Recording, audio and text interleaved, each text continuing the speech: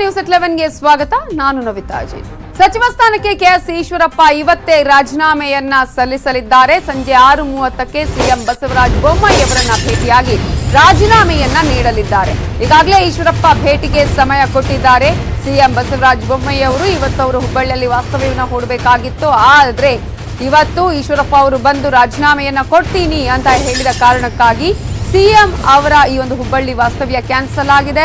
ಈಶ್ವರಪ್ಪ ಅವರನ್ನ ಭೇಟಿ ಮಾಡಿ ರಾಜೀನಾಮೆಯನ್ನ ಪಡೆದುಕೊಳ್ಳಲಿದ್ದಾರೆ.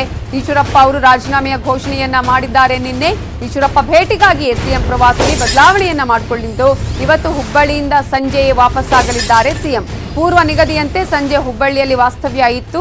ಆದರೆ ಈಶ್ವರಪ್ಪ ಅವರು ರಾಜೀನಾಮೆ ಪಡೆದು ನಾಳೆ ಹೊಸಪೇಟೆಗೆ ಪ್ರಯಾಣವನ್ನ ಬೆಳೆಸಲಿದ್ದಾರೆ.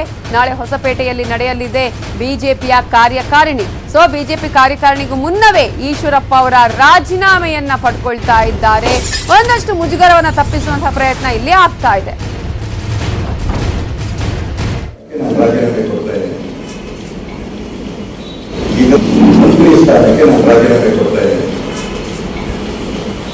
ಇದರ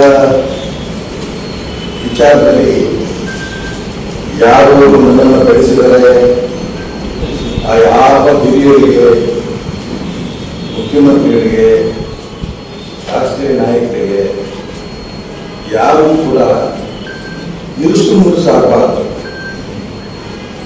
ಆ ಒಂದೇ ಕಾರಣಕ್ಕೆ ನಾನು ರಾಜೀನಾಮೆ ಕೊಡ್ತಾ ಇದ್ದೇನೆ.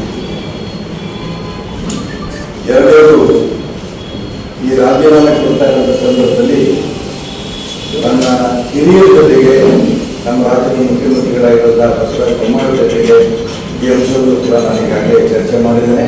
ಸಂಜೆ ಬೆಂಗಳೂರಿನಲ್ಲಿ ಮುಖ್ಯಮಂತ್ರಿಗಳಿಗೆ ರಾಜೀನಾಮೆ ಪತ್ರವನ್ನು